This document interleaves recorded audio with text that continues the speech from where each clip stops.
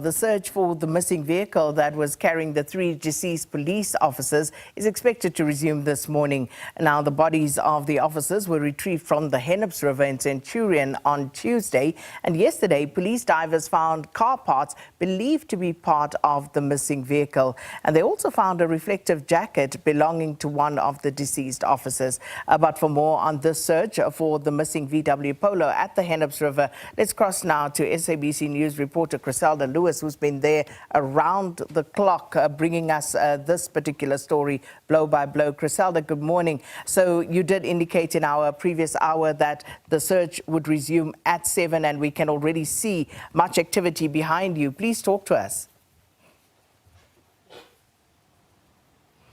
Well, Sakina, this is the Jock where all the rescue teams are meeting this morning. Some senior members of the South African Police Service have already arrived just a few moments ago. I do understand that a briefing will take place just behind me, and we will move from this particular location to the exact location where the retrieval of this heavy metal, as was described by police, was found yesterday by divers while they'd been scouring the Hennops River. Of course, you would recall that some parts, a rear and front bumper, were found of a vehicle. So what investigators had been doing late last night was to try and look at the data dots and try to see if they can link that to the VIN number, and that would give an indication of indeed if the bumper or the rear and the front bumpers do belong to the vehicle that the 3 police officers whose bodies were retrieved from the Hennops River, if that is the vehicle that they were traveling in. We're expecting in just about, I think, about 30 minutes, we'll have some indication of exactly which direction we will be heading, but the operation itself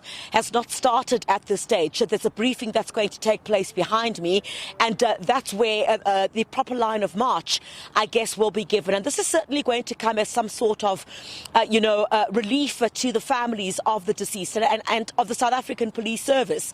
Once the search does get underway, the families have been calling for more answers. The crucial part of the evidence to what possibly could have happened in this incident lies in the retrieval or the finding of this vehicle that the police officers were traveling in. So we're expecting more information in just about a moment, just after that briefing is concluded just behind me. But the police divers, the rescue divers, have already arrived.